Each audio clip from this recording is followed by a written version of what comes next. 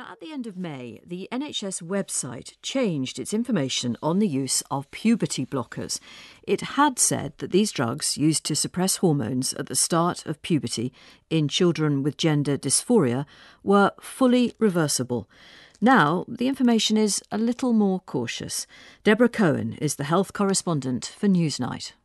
What the old version said was the effects of treatment with GnHR analogues, and that's the name of the drug, we use one called triptorelin, are considered to be fully reversible, so treatment can usually be stopped at any time after a discussion between you, your child and your MDT, so that's multidisciplinary team. Now, the new version has changed actually quite substantially. And that says now little is known about the long-term side effects of hormone or puberty blockers in children with gender dysphoria. Although the Gender Identity Development Service, and that's the clinic that young people go to if they are questioning their gender identity, advises this is a physically reversible treatment if stopped. It is not known what the psychological effects may be. It also adds, it's also not known whether hormone blockers affect the development of the teenage brain or children's bones. So it's recognising that there's a lot of uncertainty about what we know and understand about puberty blockers in the long term. But presumably that uncertainty isn't new. It already existed when the previous advice was on the NHS website.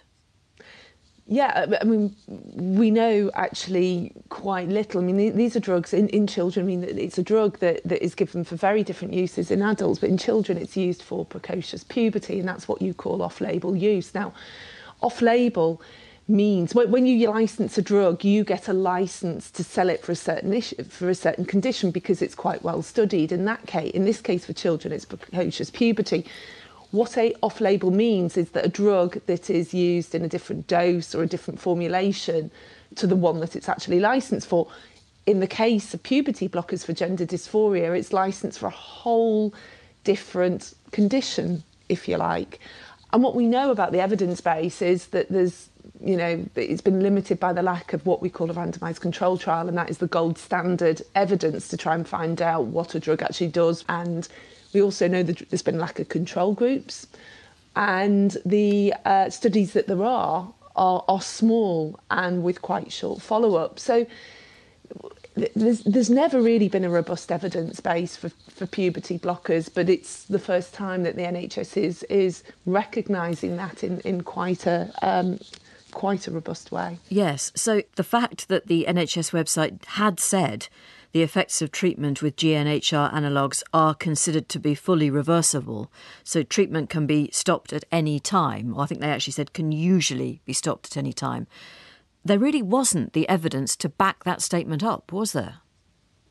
No. I mean, and what's interesting, and again, you have to caveat a lot of what you talk about in this area of healthcare with the fact that most of the studies are not well done or well designed, or, they're limited in follow-up and design of the study methodology. Is what we do know is that some small studies have suggested, they're actually not that small for the area, but these are Dutch studies, that young people, if they start on a puberty blocker, the majority then go on to cross-sex hormones. So that's taking the hormone of the gender that you wish to transition to, so testosterone or estrogen. So the idea they're fully reversible, there are question marks over that. Is this new level of concern partly explained by the fact that there are now more natal females taking puberty blockers? I'm thinking in particular of concerns about the long-term effect on bone health, for example. I think it's been sparked by a few things. We looked at it for Newsnight, and I think there is a growing concern that about the number of people who are referred to the clinic. And I think by clinic you mean GID, the Gender Identity Development Service. It's escalated, and I think because that has happened, there's been more scrutiny, more questions. Some people have what you call sudden onset. They will suddenly decide that they identify as a different gender. So there's been a whole host of reasons, I think, for the increase in scrutiny. But certainly one of the main things that's happened is there is a review of the evidence of puberty blockers and cross-sex hormones that is being led by Dr. Hilary Class, who is the former president of the Royal College of Paediatrics and Child Health. And she's leading a review into the evidence for puberty blockers, for cross-sex hormones, and also for the clinical decision-making pathway that means how young people are referred into the service and what pathway they follow. And actually, it's nice that it's doing that. The National Institute of Health and Care Excellence is actually leading that review, that evidence review. So there's been a few things. There's been quite a lot bubbling around. And in fact, Jackie Dole-Price, who's the Tory MP for Thurrock, asked Matt Hancock, the Secretary of State for Health and Social Care, and given the changes to the NHS definition or the NHS description of puberty blockers, she just only asked on the 25th of June, she tabled a question in the Commons. What steps are the NHS Gender Identity Development Service at the Tavistock Centre taking to amend its services as a result of the updated guidance on the treatment of gender dysphoria published on the 28th of May? Because there are questions over what should happen next. Should the parents of those young people be informed about the evidence or the advice on the evidence? She hasn't yet had an answer to that question, has she? No, not as far as I know. And of course, the coronavirus presumably is having an impact on this part of the NHS as it is on every other. Yeah, as I understand it, they're not doing face-to-face consultations and there are no new endocrine clinic referrals. So what normally happens is a young person will go to GIDS, the Gender Identity Development Service at the Tavistock, and have what is supposed to be a minimum of 3 sessions before decisions are made about how the young person and all their family want to cope with the gender dysphoria that the child is experiencing. And one of those steps might be to go to the endocrine clinic and receive one of these puberty blocking drugs.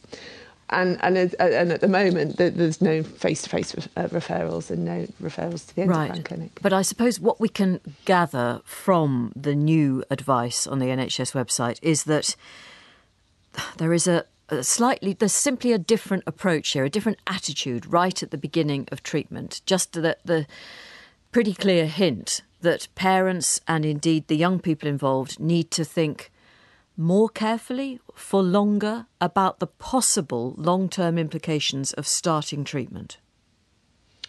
Yeah, I mean, you should, in theory, be told. Fully informed consent also involves being told about what any unknowns of treatment are or possible long-term effects as with any other kind of treatment. Absolutely. I mean, that is what your duties are. As a clinician, certainly as a doctor, you are supposed to tell people about the knowns, the unknowns and the uncertainties, and actually what we should be doing is studying all these long-term effects. And I think there's a sense that perhaps young people have been let down by the lack of evidence generation in that part of medicine. Because but how do you get that evidence, Deborah? You could follow people up in a study, and the Tavistock has attempted to do that. I mean, the outcomes, they started a study in 2010, I think it was, an early intervention study. The outcomes of that have not all been fully published. And, that is what happens in healthcare. That's fairly standard practice. If you have an uncertainty, if you have a question mark, you do a study and you follow people up. Clearly, there might be challenges in doing that study, but that is how we learn in medicine. That's evidence-based medicine. I suppose I was thinking about the practical issue of if it's long-term health implications we're perhaps talking about, and of course we don't know, this might be 25, 30 years down the track, mightn't it? Yeah, it could be. And like I say, there are challenges, but there are challenges with all medicines. Some side effects don't appear whatever the treatment is or whatever the intervention is. Some side effects don't appear till years and years and years and years down the line. And that's always one of the challenges of drug development and drug regulation. I mean, how many times have we had stories where a drug has come onto the market or a device has come onto the market and it appears to be safe, but you follow people up further down the line and actually there are problems. I mean, that is what happens. That is the voice of Deborah Cohen, who is the health correspondent for the BBC Two programme Newsnight.